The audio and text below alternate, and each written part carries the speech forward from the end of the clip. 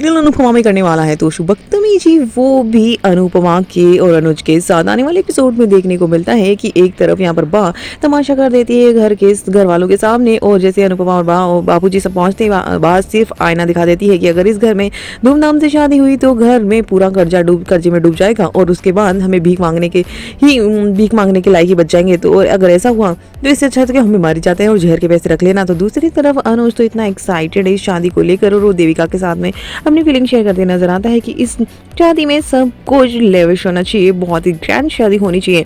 जिसके बाद यहाँ पर वो काफी ज्यादा एक्साइटेड होता है, डिजाइनर लेगा, डिजाइनर ड्रेसेस। दूसरी तरफ अनुपमा की आंखों में आंसू आ रहे होते हैं और दूसरी तरफ अनुज हंस रहा होता है, खुश हो रहा होता है। लेकिन यहाँ पर अनुपमा चाहती है कि अनुज को सिर्फ मैं चाहिए, एक चुटकी भर सिंदूर ही काफी है और उन्हें और कुछ नहीं चाहिए। मैं तो सादगी से भी शादी कर सकती हूँ और मैं कभी नहीं चाहूंगी ये सारी प्रॉब्लम हो।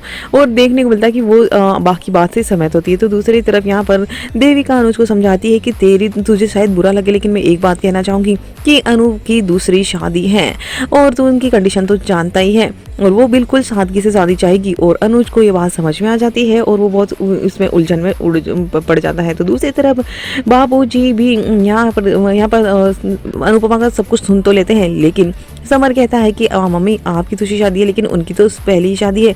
और गंजल और बापूजी सभी समझाने की कोशिश करते हैं कि उसके तो काफी अरमान होंगे। इसके बाद अनुपमा भी सोच में पड़ जाती है और वो अनुज यहाँ पर कॉल का इंतजार कर रहा होता है और उसके दिमाग में भी ये सब कुछ चल रहा होता है कि वो कैसे अनुपमा को मनाएगा और किस तरह से। अब अनुपमा सोचती है कि मैं उसके अरमानों को कैसे इस तरह से डुबा दूं। तो दोनों ही मिलने का प्लान बनाते हैं, अकेडमी में जाकर मिलते हैं, दोनों चाय पीते साथ में। और अनुज कहता है कि हाँ बड़ी सादगी से, बहुत मुझे तो तुम्हें सूती साड़ी में भी नजर आती हो और मैं उसी में शादी कर लूंगा। ऐसे कोई मेरे जिंदगी का सिर्फ एक सपना है और मेरे सपने में सिर्फ तुम आती थी, कोई ब्रेंड बाजा बारात ग्रैंड शादी नहीं आती थी। जिसके बाद अनुपमा कहती है आप हमेशा क्यों करते हो ऐसा कि मेरे ही जब हर चीज को आप सहमत हो जाते हो और अपने अरमानों को मार देते हो, ये प्यार नहीं होता है।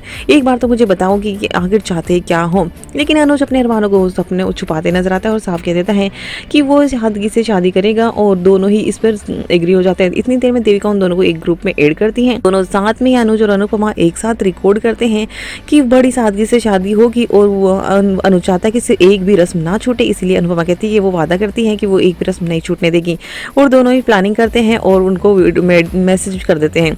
तो वहीं पर जैसे अनुज अनुपमा को छोड़ने घर जाएगा, बीच रास्ते में दूसरी तरफ देखने को मिलता है कि वनराज और तोशु ने दोनों ने मिलकर कुछ एक प्लान किया है, इन्वेस्टर को गलत इन्वेस्टर दिखाकर तोशु के दोस्त को पटाने का, जो कि अमेरिका से लौटा है और उसके साथ में मीटिंग होने वाली। लेकिन उस बीच में ही तोशु का झगड़ा हो जाता है, जहाँ पर उसके दोस्त उसे टीज करते नजर आते हैं कि तुम्हारे दो बाप है। और इस बात को लेकर अनुज और अनुपमा के साथ में बदतमीजी करेगा, अब तो ये नाटक की रोज होगी तो इसलिए बीच में पड़ने की जरूरत नहीं है। अनुज को अनुपमा को काफी सुनाता है और अनुपमा बहुत बुरी तरह से टूट जाती है और यहाँ पर तोशु को एक थप्पड़ भी पड़ने वाला है। अब देखते हैं कि तोशु के इस ड्रामे के बाद में अब अनुज और अनुपमा क्या फैसला करते हैं।